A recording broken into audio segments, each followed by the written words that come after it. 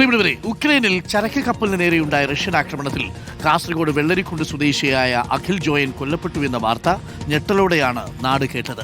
കുടുംബത്തിന്റെ ഏക അത്താണി കൂടിയാണ് അഖിൽ. ഒരു മാസം മുൻപാണ് വിവാഹം ഉറപ്പിക്കുന്നതിനായി അഖിൽ അവധിക്ക് നാട്ടിൽ വന്നത്. തിരിച്ചുപോയത് ഉക്രൈൻ തീരത്ത് റഷ്യ നടത്തിയ ആക്രമണത്തിലേക്കാണ്. മർച്ചന്റ് നേവി ഉദ്യോഗസ്ഥനായ അഖിൽ ജോയൻ ഉൾപ്പെടെ 10 പേർ കൊല്ലപ്പെട്ടു. അരുൺ പൂപ്പറമ്പയുണ്ട് ഇപ്പോൾ വീട്ടിൽ.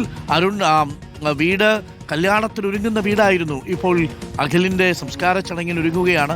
വല്ലാത്ത സങ്കടമായിരിക്കും അവിടെയുള്ള എല്ലാ മനുഷ്യർക്കും, അല്ലേ അരുൺ?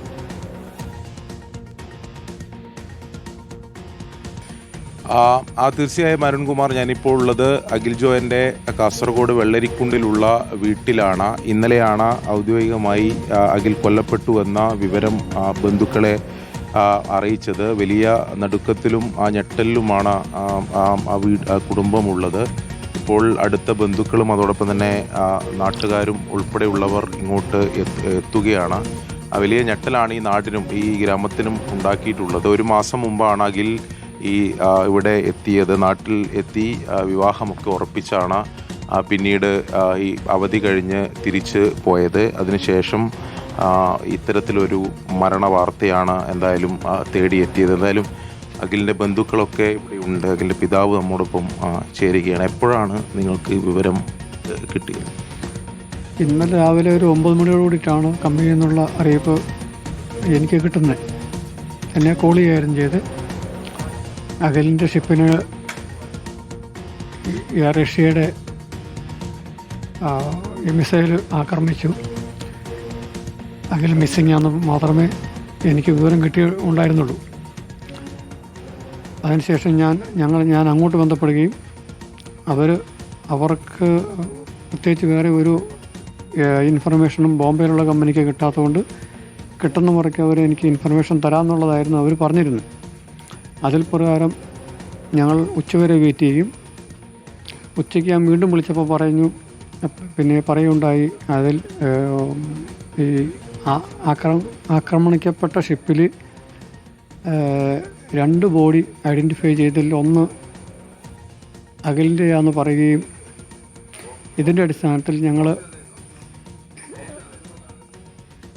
MP മുഖാന്തരം ബന്ധപ്പെടാൻ ശ്രമിക്കുകയും ഉണ്ടാകുകയായിരുന്നു ചെയ്തത്. അത് ഞങ്ങൾ വിളിക്കുന്ന സമയത്ത് MP പാർലമെൻറ്റിലേക്ക് കയറാൻ വേണ്ടി നിൽക്കുന്ന സമയത്തായിരുന്നു എൻ്റെ ഒരു സ്നേഹിതൻ മുഖാന്തരം വിളിക്കുകയും MPയുടെ PAയുടെ നമ്പർ തരാമെന്ന് പറയുകയും ചെയ്തു. അതിൽ ഞങ്ങൾ MP അറിയിക്കുകയും ചെയ്തിട്ടുണ്ട്. അത് കഴിഞ്ഞിട്ടുള്ള വിവരങ്ങൾ എപ്പം ബോഡി എത്തിക്കുന്നോ ഇങ്ങനത്തെ ഒരു കാര്യവും എനിക്കിതുവരെ കിട്ടാൻ. ഒരു മാസം മുമ്പാണോ അഖിൽ അവസാനമായി നാട്ടിൽ വന്ന് തിരിച്ചു പോയത്? 1 മാസവും 10 ദിവസവും ആയതേ ഉള്ളൂ ഇവിടെ വന്നിട്ട് തിരിച്ചു പോയിട്ട്. വിവാഹം ഉറപ്പിക്കുന്നതിനായിട്ട് പിന്നെ വരികയും വിവാഹം ഉറപ്പിക്കുകയും അടുത്ത ഏപ്രിലോടുകൂടി വിവാഹം നടത്താമെന്നുള്ള കണ്ടീഷനിലാണ് ഇവൻ തിരിച്ചു പോവുകയും ചെയ്തത്. എന്തായാലും വലിയ സങ്കടകരമായിട്ടുള്ളൊരു സാഹചര്യമാണ് അരുൺകുമാർ ഇവിടെ ഉള്ളത്. 1 മാസം മുമ്പാണ് വന്നു പോയത്. അതായത് വിവാഹം ഉറപ്പിക്കുന്നതിന് വേണ്ടിയാണ് ഇവിടെ എത്തിയത്. അതിനുശേഷം അവധി കഴിഞ്ഞ് തിരിച്ചു പോയതാണ്. ഇപ്പോൾ ഇത്തരത്തിലൊരു സങ്കടകരമായിട്ടുള്ള വിവരമാണ് ബന്ധുക്കൾക്ക് എന്താ ലഭിക്കുന്നത്. എപ്പോൾ മൃതദേഹം നാട്ടിലേക്ക് എത്തിക്കും എന്ന കാര്യത്തിൽ ഇപ്പോഴൊരു വ്യക്തത ഉണ്ടായിട്ടില്ല. അത്തരത്തിലുള്ള വിവരങ്ങൾ ഔദ്യോഗികമായി ബന്ധുക്കൾക്ക് നിലവിൽ ലഭിച്ചിട്ടില്ല. വേദനിപ്പിക്കുന്ന ഒരു വാർത്തയാണ്. പ്രിയപ്പെട്ട പ്രേക്ഷകർ, ഒന്ന് ആലോചിച്ച് നോക്കൂ. ഒരു നാടും ബന്ധുക്കളും വീട്ടുകാരും എല്ലാവരും കല്യാണത്തിന് വേണ്ടി ഒരുങ്ങിയിരിക്കുന്നതിനിടയിലാണ് ഉക്രൈനിൽ വെച്ച് കൊല്ലപ്പെട്ടു എന്നൊരു വാർത്ത എത്തുന്നത്. എത്ര വലിയ ഷോക്കായിരിക്കുമല്ലേ? അഖിൽ ജോയൻ മർച്ചന്റ് നേവി ഉദ്യോഗസ്ഥനാണ്. ഒന്ന് ആലോചിച്ച് നോക്കൂ. താൻ ചെയ്യാത്ത കുറ്റത്തിന് ശിക്ഷിക്കപ്പെടുന്ന ഒരുപാട് മനുഷ്യരുണ്ട്. എല്ലാ യുദ്ധങ്ങളിലും നിരപരാധികളായ മനുഷ്യരാണ് കൊല ചെയ്യപ്പെടുന്നത് എന്നുള്ളതിൻ്റെ ഏറ്റവും ഒടുവിലത്തെ ഉദാഹരണമാണ് അഖിൽ ജോയൻ. അഖിൽ ജോയൻ എന്ത് പിഴച്ചു, അല്ലേ? ഉക്രൈനും റഷ്യയും തമ്മിലുള്ള യുദ്ധത്തിന് ഇടയ്ക്ക് പോയി പെട്ടതാണ് അഖിൽ ജോയന് സംഭവിച്ചത്.